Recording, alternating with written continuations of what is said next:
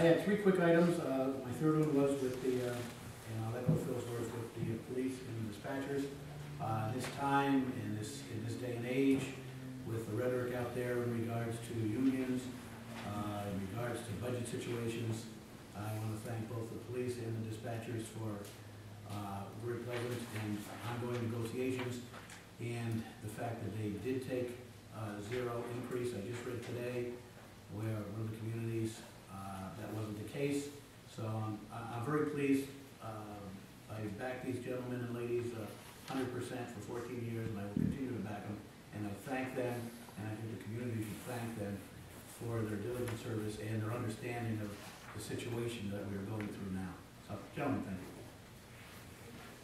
Second was, a couple weeks ago it came out to the papers that Moody's did call us, like I thought they got Jim and I were waiting for the call. I was away for a few days.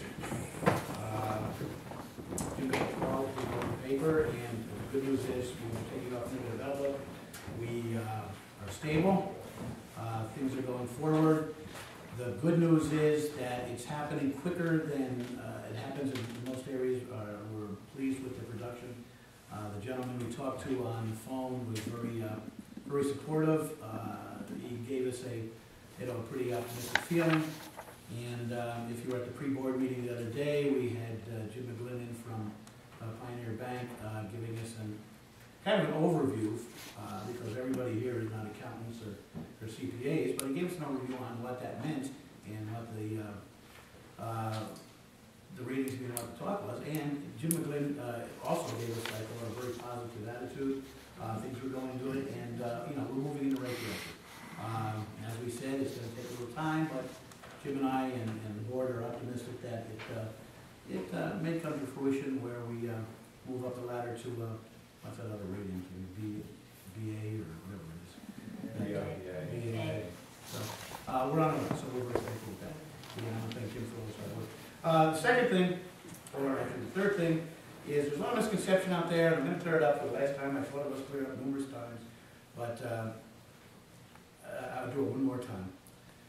We are in a water contract with the city of Rensselaer. We've been in a water contract with the city of Rensselaer since 1964. Anything involving water deals with us in Rensselaer.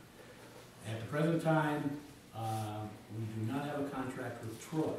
Troy is our supplier of water. They've been our supplier of water since 1964. We deal with them. We are partners. The city of Rensselaer has no problems with the county. We have no problems with the county. We have no problems with Rensselaer. Rensselaer's problem dealt with the city of Troy a number of years ago in regards to payment for their portion of the water. Now, the confusion comes from, very simply, Rensselaer does owe us approximately $3.2 million. The numbers are not finalized because the lawyers and the engineers are 98% done with all their projects. They've got two more small things to do, and we have to allocate the money. When it's done, and this is from our last meeting, which was 1 week ago, we sat with all the attorneys and all the players in regards to this water contract, which we are going to have with the city of Rensselaer, where they are going to be paying us the money they owe us for our joint water system and all the improvements with the infrastructure that's taking place. With that said, they will be, their plan is, and it's not done, it's going to be done in 2 weeks, it hasn't been signed, the plan will be that they will pay us what they owe us to this date, and everything that's been done in our regards to our payments, which is over $470,000, starting January 1st, 2012, they will be on an ongoing pay schedule similar to what we pay to pay our photo condition, which the county holds. The fact is, we don't even deal with this money. This is county. I think it's important just to make the distinction that Rensselaer does not owe us money from the water bill. They owe us money from their share of the bond. Improvements from the bond. I think that's some of the confusion. That's it. That's a good clarification, Jimmy. So that's where we are with that. We're optimistic, and our relationship with them, despite some things, are very, very positive. With that being said, I have nothing else, and I will wait for reports. We'll start off with Joe. Anything at this point? Thank you, Mr. Supervisor. I just want everyone to know that within a week or two, you may see a backhoe out on the corner of 151 and Route 4. They're just doing soil testing. They need to dig down, see what type of material is there. The roundabout is not starting yet. They're just doing testing. That's it. So hopefully, if we get all the engineering and technical parts of that done, the roundabout at that area should be started this summer after school's out. So, but right now, all we're doing is testing. Other than that, I have no report. Thank you. Thank you, Joe. Daniela, community service? Thank you, Mr. Supervisor. Last week on Wednesday, March 9th, the after-school bowling program began for the school's Red Mill and Janae Elementary. As of right now, we have a total of 72 participants from both of those schools. We'll be scheduling a makeup day for Red Mill on April 11th due to the snow day that took place last Monday on the 7th. And on the final day for each of the schools, there will be a pizza party and a trophy giveaway for all the participants. We're also now accepting registrations for the summer camp and the sports camp programs. The summer camp will be taking place at the town park over the course of 6 weeks from July 5th through August 12th. And the sports camp, which is provided by the United States Sports Institute, will take place from August 15th through August 26th, also at the town park. All the information and forms for this can be found on the website under the community recreation section as well. And our annual Easter egg hunt will take place on Saturday, April 16th at 11 a.m. at the town park. We're asking that parents and children arrive around 10:30 and enjoy some light refreshments and get pictures taken with the Easter Bunny. The hunt will be divided into 3 different age groups from 2 to 4, 5 to 7, and 8 to 10-year-olds. And my deputy director, Anita Nero, recently had the pleasure of counting 2,000 eggs for the event. And we'll be working with students from peer leadership and other organizations in the town to fill the eggs and to hide them for the hunt. And I've turned in my monthly report to the town clerk. Thank you, Daniela. Chief? Thank you, Mr. Supervisor. I have filed a monthly report. It's available with the town clerk. It's also available on our website under current events, where you can also read up on some cases that we're working on lately. We also have had several inquiries concerning the roundabout. Is there a version of it online?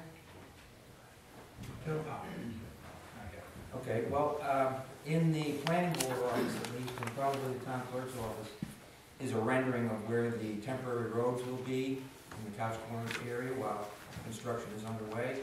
We'll try and get a copy online. Chief, we had a meeting today with that this morning, and Joe was there, and they're still working on that, pretty close to fruition, so that should be coming out in about a week or so. Okay. Okay? Thank you. That's all. Okay, thank you, Chief. Mr. Warmer? Okay, after a very busy February again with snow, I'll give you a quick synopsis of what we have. The reports are filed with the clerk. First, for sewer department, we had 116 hours overtime. The water department had 5 water breaks in the month of February, which resulted in 154 hours overtime. The highway department had 10 emergency snow call-outs, using about 1,200 ton of salt, for a grand total of 892 hours of overtime. The transfer station had 45 hours overtime, and the maintenance department had 10 hours overtime. Tomorrow I'm meeting with FEMA again. They've declared the state of emergency a disaster for the big storm in December. So it's looking like we're going to get back a good chunk of money for that, over $20,000 for that snowstorm, which will help because we are right now at the end of the budget for the salt with what we have in the garage. There's about 500 ton in there, but that's got to last us through November and December of next year. So hopefully we don't get any more snow. Everything.